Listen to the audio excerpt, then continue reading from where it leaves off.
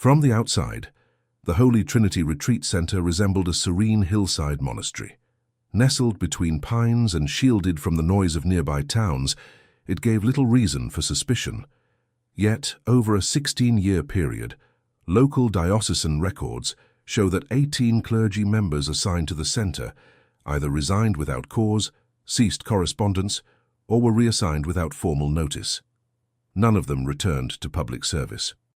No formal investigations were ever opened.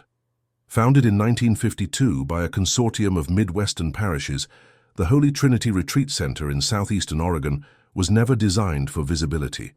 Its purpose was internal, a place for rest, spiritual re-evaluation, and extended leave for diocesan personnel. It functioned as both a disciplinary holding zone and a sabbatical retreat. Official brochures highlighted serene nature walks, scheduled reflections, and confidential counseling services.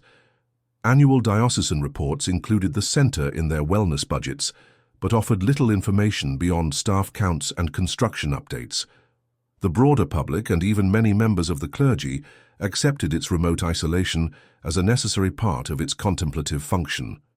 What no one acknowledged openly was the pattern of clerical personnel sent there who would never serve again. Shall we begin with Chapter 1, Part 1? Archived correspondences from the Office of Diocesan Placement show that by 1963, the Holy Trinity Retreat Center was no longer a site for seasonal rest. A memo dated May 4th of that year indicated that the retreat facility was now categorized under Extended Reassignment and Evaluation. Internal review logs from several Midwestern dioceses show a sharp increase in the number of priests referred to the Oregon location, often without public mention. Some of these referrals were accompanied by sealed addendums marked for internal ecclesiastical eyes only, detailing unspecified incompatibilities with active parish duties. The language used in these documents was consistently indirect. Terms like spiritual fatigue, administrative burden, and personal discernment leave appeared often, though the records show little follow-up. No outcomes were filed. Annual audits of clergy status would simply reflect an administrative closure with phrases like voluntarily laicized, reassigned outside of pastoral ministry, or in many cases, nothing at all. Those sent to Holy Trinity rarely made contact again with their prior diocesan offices. Clergy peers who attempted correspondence typically received brief replies from administrative staff, citing scheduling conflicts, new vocational focuses, or ongoing reflection. In cases where contact was re-established, it was often through third-party notice, such as a forwarding address to a seminary office or a disconnected number. The effect was a paper trail that appeared intact, while practical ties were gradually dissolved. In 1967, a rare on-site visitation by a member of the Western Clerical Oversight Committee yielded a confidential field report, later retrieved from a retiring administrator's personal files. The report noted that although the grounds appeared well kept and adequately staffed, there was a noticeable lack of clarity regarding day-to-day schedules, and that the listed resident staff were not consistently available for interviews. The report also questioned why all spiritual programming at the center was conducted internally, without any guest speakers, rotating instructors, or traveling clergy, a departure from the norm at comparable centers. The administrator's handwritten note attached to the document read, "Facility seems operational but opaque. Recommend future review if questions persist." No additional visits were scheduled. By the early 1970s, the name Holy Trinity Retreat Center stopped appearing in regional bulletins. While still listed in administrative directories, it was increasingly categorized under private facilities.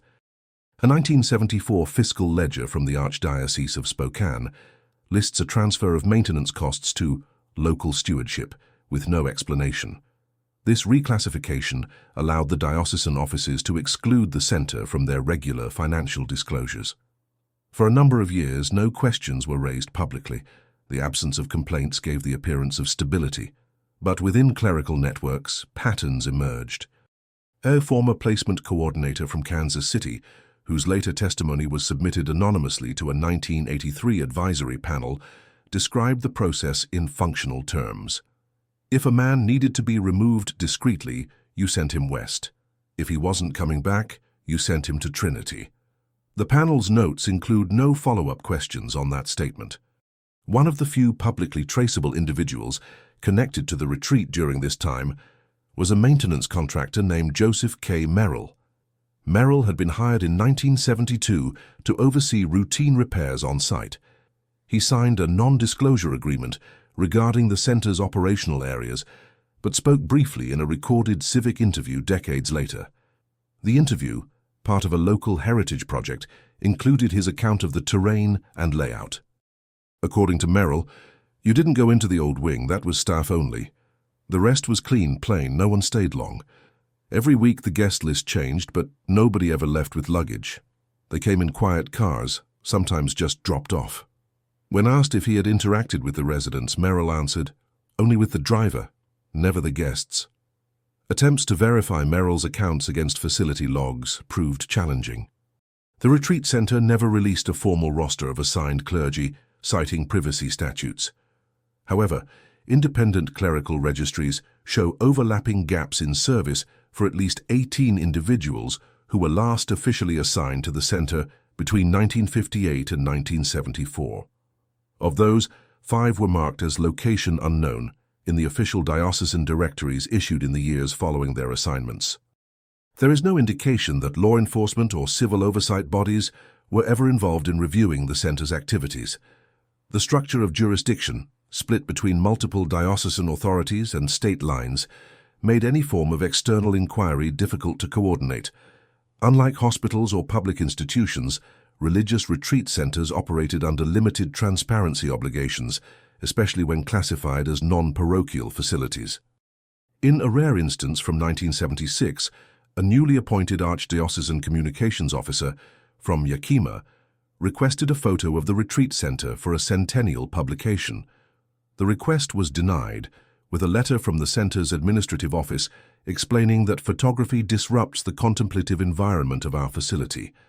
The publication proceeded without visual reference to Holy Trinity. It was around this time that new assignments to the center slowed significantly. Budgetary constraints and broader shifts in diocesan strategy led to a re-evaluation of such remote operations. In 1980, the facility was described in a Spokane diocesan asset report as under review for consolidation. No formal closure was announced, but annual budgets no longer included a maintenance line item for Holy Trinity. Aerial survey data from 1982 show reduced vehicle traffic to the site. A former delivery contractor in the area recalled that weekly supply orders stopped abruptly that same year. The retreat center's address was removed from directory listings the following spring. By 1983, the land had been reclassified for agricultural use. No formal transition was logged. A forestry initiative later purchased the perimeter zone under a conservation charter. The main structure remained closed, with local records identifying it as a non-operational religious site. The diocesan offices in the surrounding regions, when contacted for clarification in the late 1980s, described the facility's closure as part of a broader shift toward urban-based support services. No reference was made to the individuals once assigned there. In late 1985, a seminarian from southern Idaho requested access to archival assignments for a paper on clerical mobility trends. The diocesan response directed him to the standard registers, but omitted any references to the Holy Trinity Retreat Center. When he cross-referenced his findings with older regional yearbooks held at the seminary library, he identified inconsistencies in clerical movement not reflected in the newer records. Several names disappeared from formal service lists, with no listed transfer, retirement, or laicization. He shared his notes with a faculty advisor, who submitted a quiet inquiry to the Regional Historical Commission. The commission, operating with limited mandate and authority, acknowledged the omission but referred the matter to internal archdiocesan review. No further response was issued. Privately, the faculty advisor kept a file. Over time, it expanded to include photocopies of old service directories, typewritten correspondences, and excerpts from discontinued personnel reports. Annotations appeared in the margins, including question marks beside names, unknown dates of departure, and the abbreviation Trinity in parentheses beside more than a dozen entries. The advisor retired before completing any formal publication. In the years that followed, additional irregularities began to surface, mostly through unrelated administrative cleanups. A retired priest returning to active ministry in 1988 requested a certificate of prior service. The issuing office discovered his personnel file, listed him as on assignment to a facility that no longer existed. When he offered to clarify his own timeline, his letter was returned unopened with a stamped message. No additional documentation required. Others too began to note the gaps, though few pressed the matter. In private diocesan meetings, the name Holy Trinity Retreat Center was occasionally mentioned with caution. A former archivist from Northern California, in a recorded oral history, recalled an instruction received early in her career. If you can't trace it, don't mention it. Let the paper trail go quiet.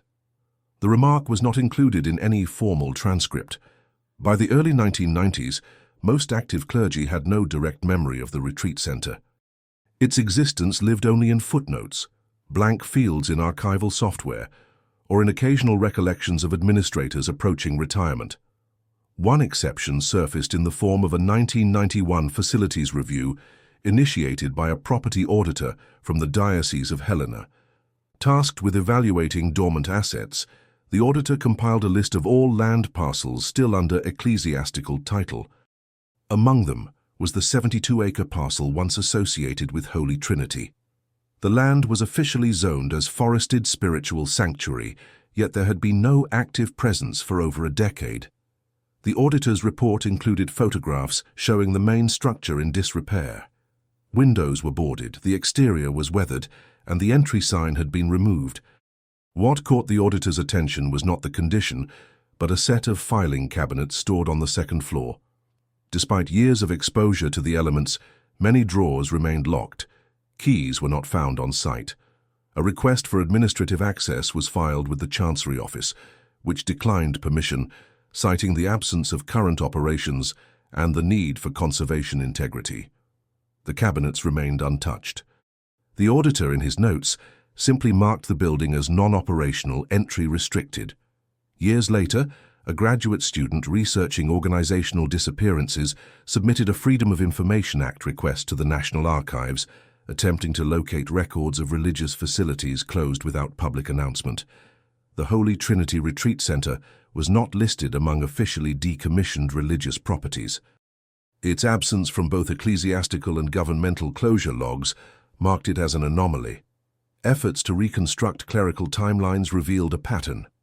Priests assigned to Holy Trinity were not reassigned after departure. In nearly all identified cases, their public ministerial roles ended at the point of transfer. Most did not appear in subsequent directories, newsletters, or seminary events. Their names faded from anniversary celebrations and vocational summaries. One former parish administrator, who had corresponded with 3 of the individuals, recalled receiving letters indicating that the men had taken time for reflection or moved toward private forms of service. None of the letters included forwarding addresses. Return messages were marked undeliverable. In a private clergy reunion hosted in 1995, an informal list was circulated of those no longer in contact. 18 names were highlighted. All had previously been associated with Holy Trinity. No further discussion occurred at the gathering. A note on the event summary simply read, "Recognized, remembered."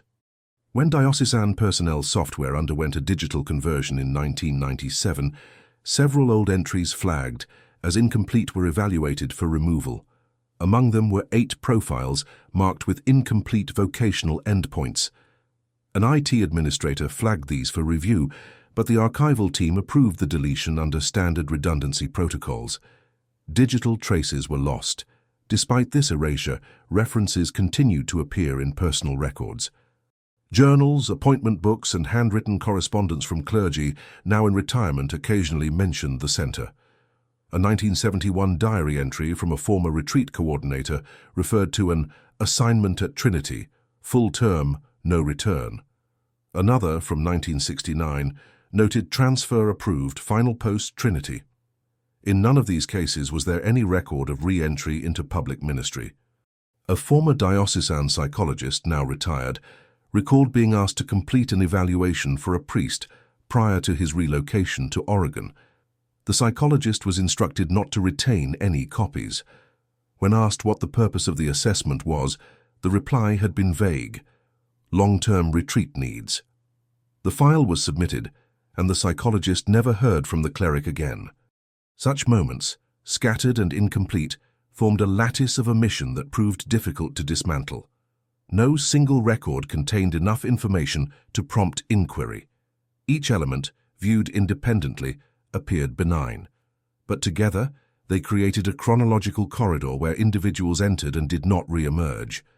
Public questions, when raised, were addressed with generalities. Inquiries about former staff were often met with expressions of gratitude for their service and assurances that privacy was being honored. Few pressed further. By the turn of the century, the retreat center had become a historical artifact in name only. Even those who once administered its schedules had moved on or passed away. Institutional memory faded with time, and without public accountability mechanisms, no corrective records were issued. Yet the absence remained, detectable only to those willing to align the fragments. In 2001, a private research group focused on clerical transparency conducted an independent review of vocational discontinuities in the Pacific Northwest. Their scope was limited, primarily relying on published directories, ordination records, and formal retirement announcements. Despite this, they uncovered a pattern of unexplained terminations spanning from 1958 to 1974. 18 names appeared without corresponding closure.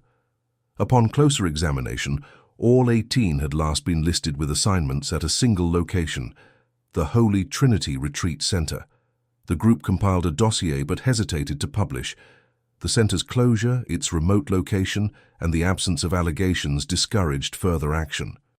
One of the researchers noted privately that the risk of institutional resistance outweighed the perceived benefit of public disclosure. The dossier was filed and archived without press release.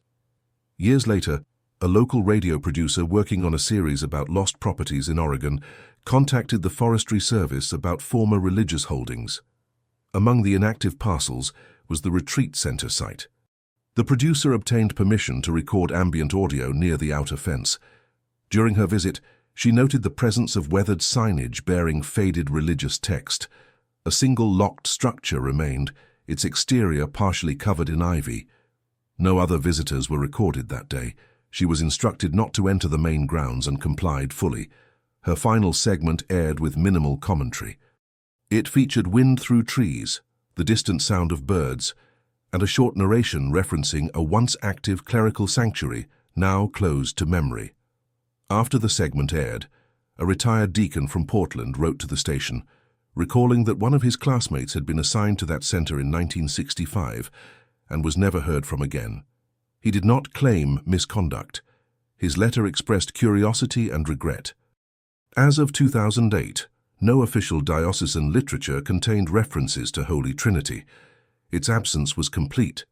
However, informal records maintained by local genealogists, particularly those tracking vocational family trees, occasionally encountered missing links. In cases where clergy served briefly and disappeared from listings, footnotes began to emerge. Last known assignment, Holy Trinity, Oregon. Despite the pattern, the notation carried no institutional weight. No formal body was assigned to investigate gaps in clerical service histories, particularly those predating digital record-keeping. Even among archivists, the idea of tracking vocational dead ends was considered a niche concern. In 2011, a small university archive acquired a box of unsorted diocesan materials during a collection transfer. Among the contents were administrative summaries from the late 1960s. Most were routine, but one folder contained a series of internal forms labeled Facility Intake, Confidential. 18 sheets, each with a name, arrival date, and handwritten remarks. The forms did not list departure dates. None of the names appeared in the diocesan directories after their intake dates. Our graduate assistant scanned the documents, flagged them for cataloging, and moved on to the next box. No follow-up occurred. The materials remain publicly accessible but unindexed. In 2014, during a campus visit, a visiting historian specializing in institutional memory, reviewed the archive's religious holdings.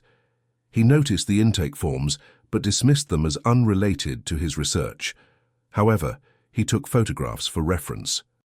Months later, he returned to the files and began cross-referencing the names. All 18 showed service histories ending at Holy Trinity. The historian attempted to locate subsequent records through public clergy registries, international directories, and laicization reports. No trace of continued service was found. He wrote a short paper for an internal academic journal. The title was simple: 18 Endpoints. The paper received little attention outside his field, yet within archival networks it circulated quietly. A few researchers working on adjacent topics noted the pattern. A retired priest in eastern Washington wrote a letter to the editor, stating that he recognized 2 of the names. His letter was never published but was retained in the journal's correspondence file. It was not until 2018 that a coordinated review was proposed. A consortium of graduate researchers and archivists met informally at a regional history conference. During one session, the topic of closed clerical facilities arose. Holy Trinity was mentioned by name. One attendee presented a short chronology based on available public documents. Another outlined the clerical intake forms from the university archive. Together, they constructed a provisional timeline of clerical disappearances linked to the facility. The group agreed to pursue the matter further, not through institutional channels, but via independent research. Each member committed to reviewing one name from the intake list and tracing their vocational path. Over the next year, the group filed public record requests, visited diocesan libraries, and contacted former parishioners. They compiled confirmation of ordinations, early service assignments, and public mentions. In every case, the individual's final known posting was Holy Trinity. In none of the cases was a public notice of laicization, transfer, retirement, or death published. Attempts to contact diocesan offices were met with polite refusals or assurances that records could not be located. The group published their findings in a non-academic venue, a public access digital journal focused on archival integrity. They made no accusations. The report's title was Clerical Record Variations, 1958-1974. It included a table of names, dates, and final postings. The introduction emphasized that the absence of evidence did not imply misconduct. The purpose, the report stated, was to preserve institutional memory through responsible documentation. Following its release, no official statements were made. However, private communications increased. Former archivists, clergy, and administrators contacted the group with fragments of memory. Some remembered the retreat center's opening. Others had vague recollections of colleagues taking leave or being reassigned quietly. None had clear information about what followed. One former administrative assistant described preparing packets for transfer. Each included travel arrangements, a sealed directive, and no return itinerary. Another recalled an instruction to clear the registry the day after a departure. These accounts were anecdotal and unverifiable. Still, they aligned with the documented gaps. The group continued its work, expanding the search to include auxiliary personnel, seminary classmates, and regional newsletters. Occasionally, a new name surfaced. A former seminarian remembered a classmate whose final letter home mentioned the retreat in Oregon. That name was not among the original 18 but matched the same pattern: early service, abrupt transfer, no return. As of 2021, the list had grown to 21. No accusations were ever filed, no conclusions were drawn. What remained was the absence. In 2022, a retired clerical housing coordinator passed away in Corvallis. His personal belongings were left to his niece, who began organizing the materials for donation. Among the boxes labeled correspondence and events was a small accordion folder marked simply with the word Trinity. Inside were hand-typed sheets, carbon copies, and memos without headers. Most were dated between 1961 and 1972. The niece, unfamiliar with the references, brought the folder to a local archivist affiliated with a university collection. The contents were scanned, indexed, and stored under restricted access. Word of the discovery spread among researchers familiar with the Holy Trinity pattern. A request for access was submitted and granted with conditions. The folder revealed internal routing slips for personnel movements. Though lacking formal letterhead, the structure matched known diocesan formats of the era. Each slip included a name, date of reassignment, and a short justification. Most used standardized phrases. Among the documents was a schedule for weekly intake evaluations, held on Wednesdays. The sessions were marked as private, conducted by in-house clergy only, with no guest participation. Another page listed structural maintenance requests, including items such as additional locks for West Hall and replace door alarms, staff wing. The notes were undated but matched the paper stock used in the early 1970s. One document stood apart. It was a draft of a letter, never sent, addressed to an unnamed bishop. The author expressed concern about the prolonged residency of certain individuals and asked whether long-term assignments were in line with original charter intent. The letter ends mid-sentence with no signature. This folder provided the first direct internal record acknowledging unease with the center's evolving function. Following this discovery, the university archivist contacted a former staff administrator who had served in the 1980s. He agreed to review the documents in a recorded session. He examined each page carefully, pausing often. When he reached the intake schedule, he tapped the margin. This format was discontinued in the mid-60s. If these were still being used in the 70s, someone was operating outside standard protocol. When shown the unsigned letter, he nodded slowly. There were discussions like this, never formal, just quiet questions. But no one pressed it. The understanding was that the center answered directly to interdiocesan leadership, and we weren't to interfere. Asked whether any record of the retreat center's closure had passed through his office, he replied, "Nothing official. One day it was in the registry, next day it wasn't." Another administrator contacted for comment remembered signing off on travel vouchers for clerics sent to Oregon. When asked if he had met any of them after their departure, he shook his head. No one came back for follow-up. If they did, it wasn't through us. The pattern was reinforced by an additional finding. A collection of microfilm reels from the now-defunct Pacific Ecclesiastical Conference was digitized in early 2023. Among the meeting summaries was a brief entry noting a closed session in 1972 regarding regional sanctuaries and permanent residency cases. No details were attached, but the topic was marked as resolved, no further action. This entry, while vague, aligned with the general timeframe in which Holy Trinity ceased active operations. Concurrent to these findings, a freelance journalist researching archival anomalies requested comment from 3 diocesan offices. All declined interviews, but confirmed that the retreat center had not been listed as active since 1981. No statement was made regarding its earlier purpose or the status of its former residents. Meanwhile, the original group of graduate researchers had continued their independent investigation. By reviewing secondary references, they identified additional names potentially linked to the center. These individuals shared similar patterns: sudden removal from public assignments, lack of documented retirement, and absence from anniversary registries.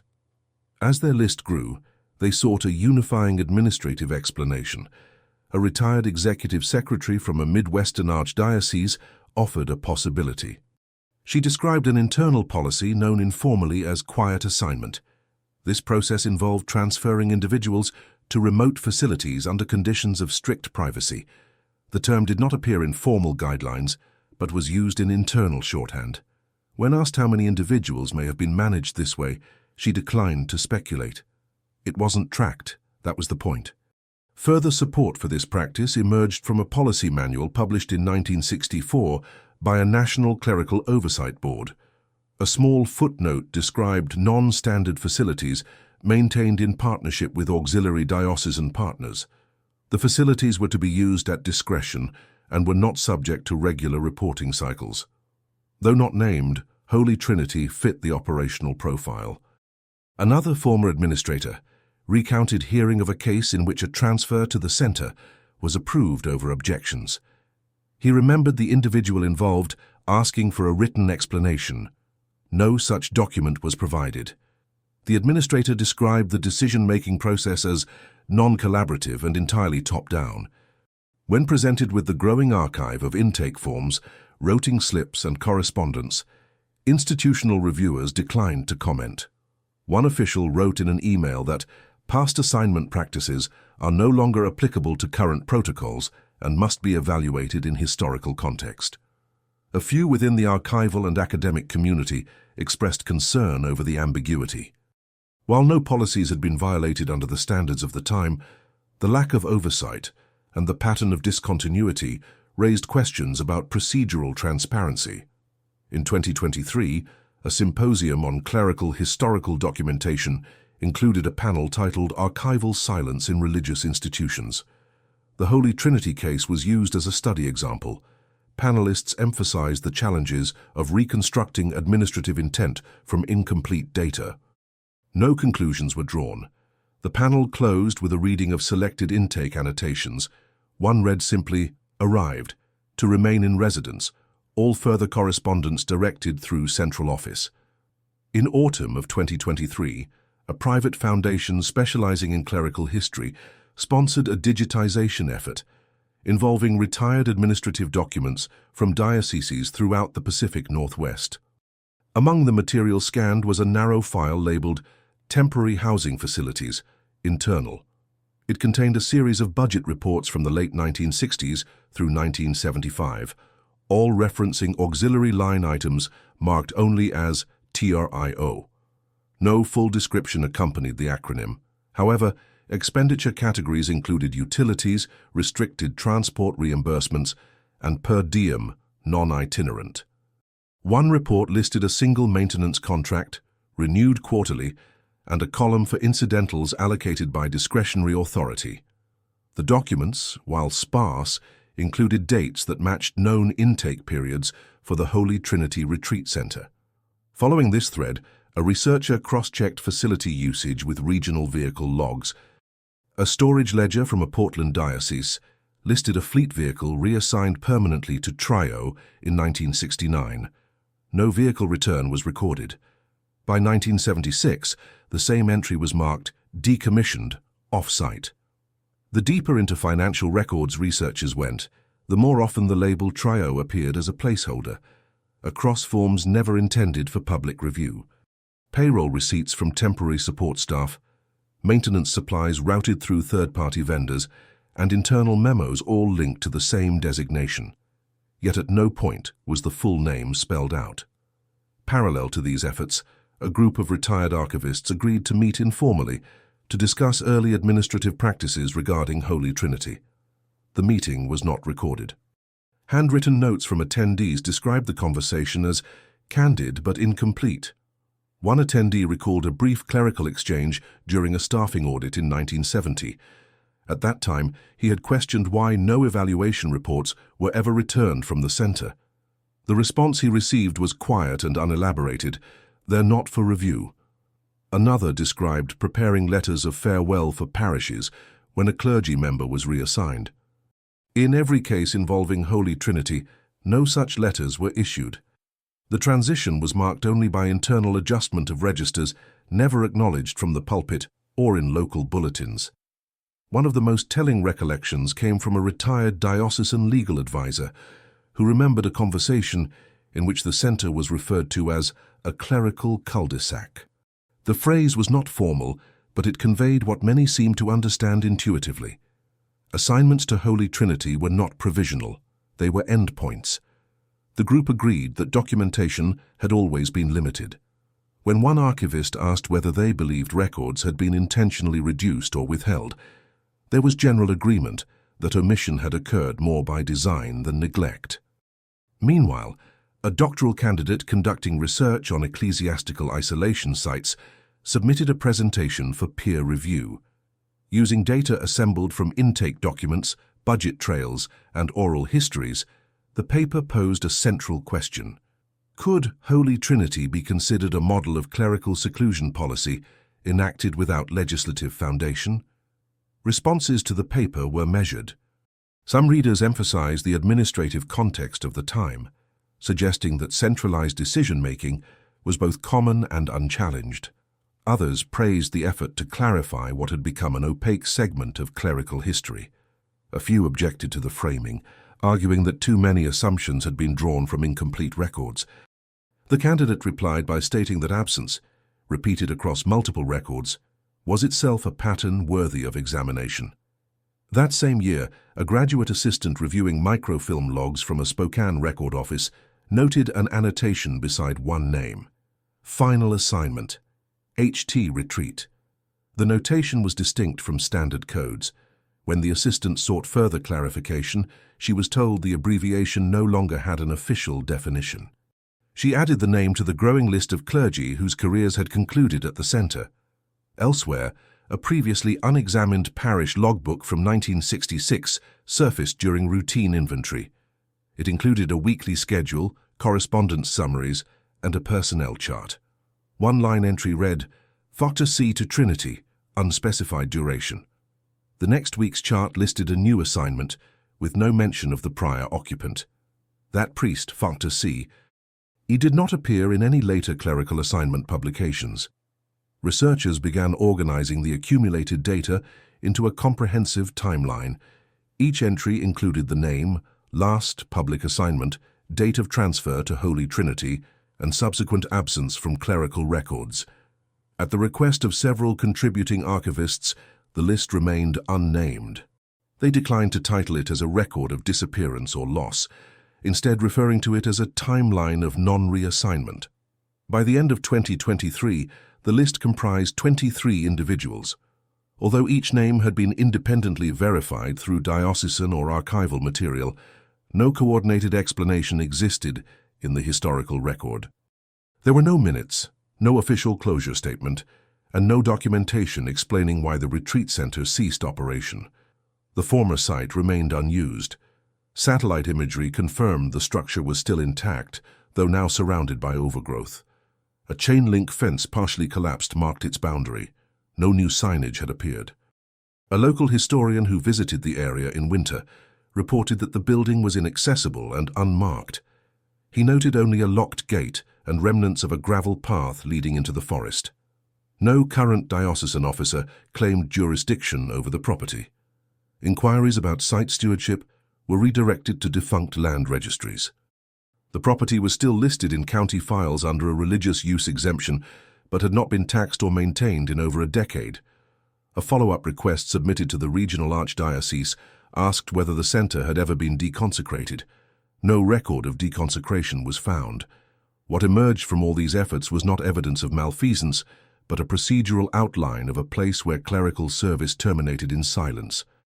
A structure built to receive but not to return, a process validated not by proclamation, but by routine. As institutional knowledge faded, the details became increasingly dependent on fragmentary sources, yet across offices, archives, and testimonies, the shape of the system remained visible. An administrative gate once existed, and behind it, a long sequence of closed files. In early 2024, a panel convened quietly at a regional clerical history colloquium to discuss archival erasures in post-war American religious institutions. Though not publicly promoted, one session drew unexpected attention: Terminal Assignments and Non-Return Pathways 1950-1980. A researcher presented a composite map overlaying diocesan transfer routes, showing visual breaks in continuity where records ceased at particular facilities. Holy Trinity was one of only 3 locations in the dataset where outgoing transfers were documented without return designations. Unlike the others, it was the only center with a geographic footprint still intact, but inactive. Attendees discussed the implications, not in accusatory terms, but as an institutional phenomenon. One historian described it as a bureaucratic blind spot. Another referred to it as a structural holdover from pre-accountability eras. A third, less measured, called it a closed system of administrative evaporation. Outside the session, copies of routing slips and intake logs circulated among attendees. Conversations followed. The term residency finalization appeared in several annotations, though its definition remained elusive. There were no policy manuals explaining what the phrase meant. Only a consistent placement on paperwork, marking the last known phase of service. Separately, a group of independent archivists proposed submitting a records preservation request to retain what remained of the site's physical documentation. The motion gained support. It included recommendations for scanning and digitizing intake slips, expense summaries, and unsent correspondences found in personal collections. The purpose, according to the motion, was not to resolve but to retain. While institutional memory continued to thin, personal memory persisted in fragments. One retired pastor, living in Washington state, contributed a letter to the preservation effort. In it, he recalled visiting the retreat center in 1962 as part of a delivery route. He had been told not to speak with residents. Staff met him at the outer lot. He remembered the quiet. He remembered the gate. He ended the letter with a line repeated across multiple recollections. "No one I knew came back." During this same period, an ecclesiastical library in Idaho conducted a full inventory of uncatalogued boxes left from earlier acquisitions. One box, marked off-cycle rotation, contained a folder titled HT Staffing, off-ledger. Inside were photocopies of correspondence between auxiliary bishops regarding personnel with limited reassignment potential. The phrase, though clinical, appeared beside names already known to researchers. The language never explained the criteria, only that a facility with internal discretion protocols was preferable. The presence of these records, long dormant and unlisted, provided further context for decisions made without public mention. Around this time, a National Association for Clerical Historians added a discussion board focused solely on administrative discontinuities in vocational records. Within weeks, multiple entries referenced Holy Trinity. Most asked simple questions. Had anyone found photographs? Was there ever a formal founding charter? Had any former staff provided public interviews? Answers were sparse. One contributor shared an aerial photograph from the 1950s. Another uploaded a scanned maintenance log. But no complete founding documentation surfaced. Meanwhile, a separate academic team reviewed printed issues of internal clerical newsletters from the mid-1960s. While none mentioned Holy Trinity by name, 2 issues carried notices of permanent spiritual sabbaticals assigned externally. The phrasing suggested extended placements without endpoint or review. The term externally stood out. At the time, such language typically indicated distance from formal diocesan structures, despite being internally managed. It implied a layer of operational removal. Further investigation into the phrase yielded no clear definition, only scattered examples. Each involved individuals who would later be listed without subsequent assignment. The growing archive, while piecemeal, took shape as a digital repository managed by volunteers. Each document, memo, and clerical profile was indexed by date, origin, and verifiability. The repository did not interpret. It did not draw conclusions. It existed only to make the fragments accessible. Contributors refrained from speculation. Their focus remained preservation. A note on the repository homepage read, "The function of archives is not to answer, it is to hold." Among the uploaded items was a privately held intake ledger with column headings for date, name, point of origin, and notation. Some notations were terse, arrived. Others were unusual, no further routing. One read only, by arrangement. Researchers observed that the notations lacked formal closure markers.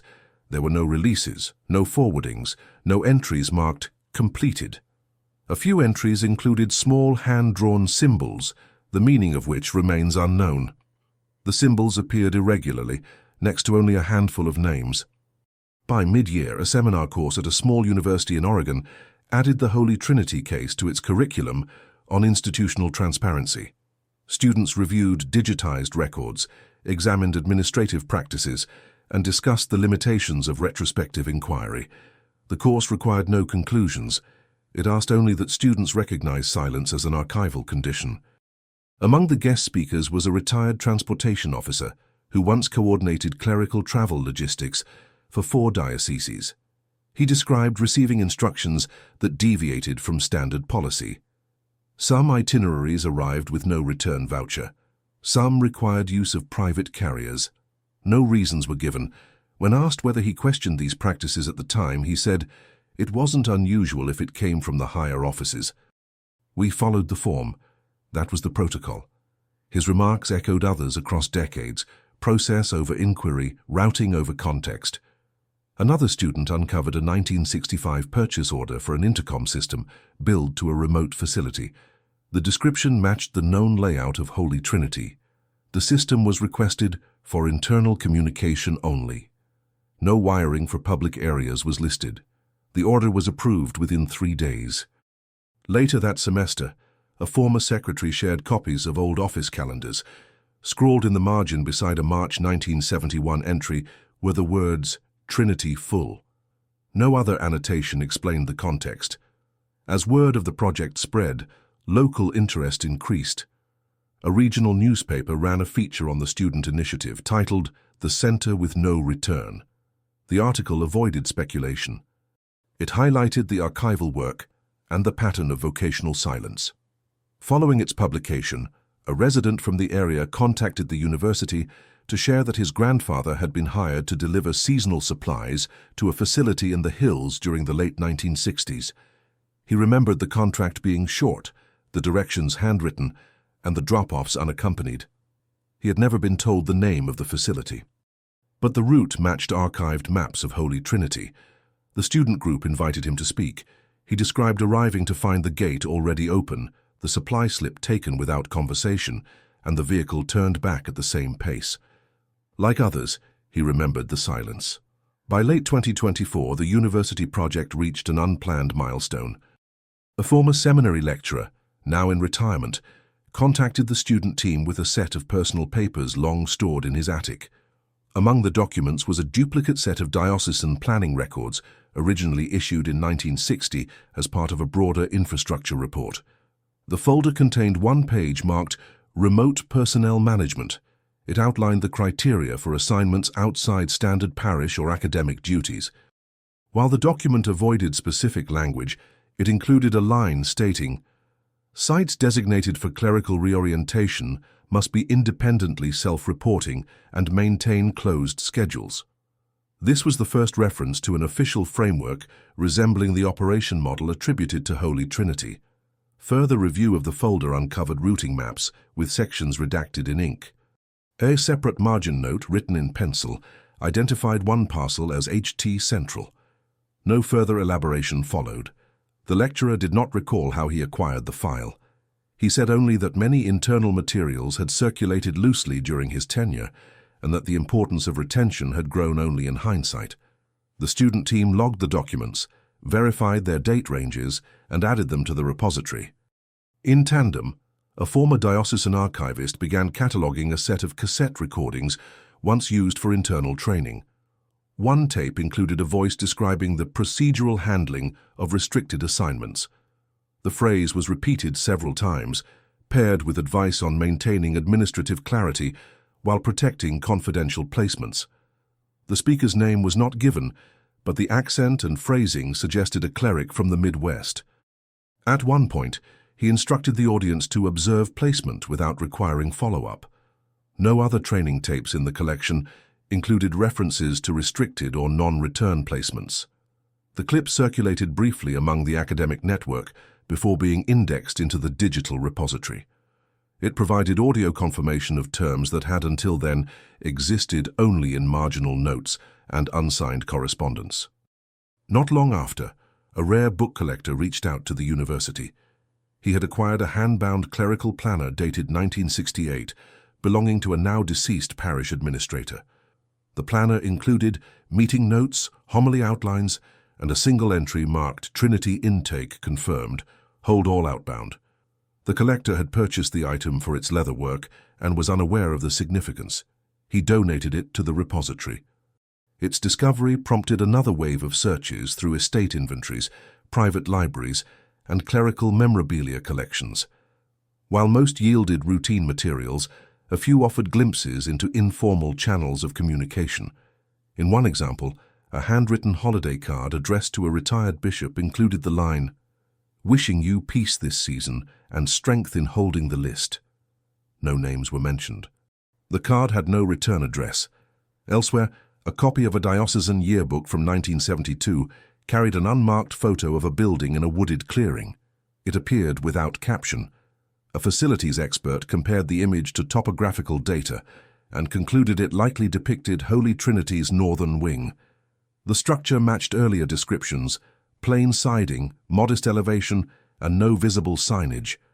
Following the identification, a historian traced the photographer, whose estate was being processed in Central Oregon. Among his slides was an unlabeled envelope containing 5 images of the same property taken from different angles. These are now the only known exterior photographs of the facility still intact.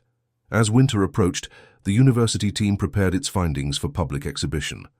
The display, titled "Names Withheld, Vocational Records and the Limits of Documentation," opened in December. It featured intake forms, routing slips, annotated maps, and redacted memos. A small plaque invited viewers to consider the administrative design behind record absence. Attendance exceeded expectations. Among the visitors were former clergy, archivists, students, and members of the public with no direct ties to the case. Many left comments, most unsigned. One read, "I always wondered where they went." Another simply stated, "They deserved better closure." During the exhibition's final week, a former logistics officer contacted the curators. He recalled facilitating seasonal maintenance at the retreat site through a subcontractor in the early 1970s. He confirmed that deliveries were pre-arranged with no need for verbal confirmation. Staff at the site signed only with initials. Repair requests were routed through a single office, using what he referred to as legacy codes. He had long assumed the facility served administrative overflow. When shown copies of the intake slips, he identified the layout as matching requisition forms used during that period. The university preserved his statement, with his permission, in a sealed transcript. At the conclusion of the exhibition, the repository added a final item: a ledger page showing the last recorded supply order to the Holy Trinity Retreat Center, dated April 1974. It listed bulk staples, stationery, and repair compound.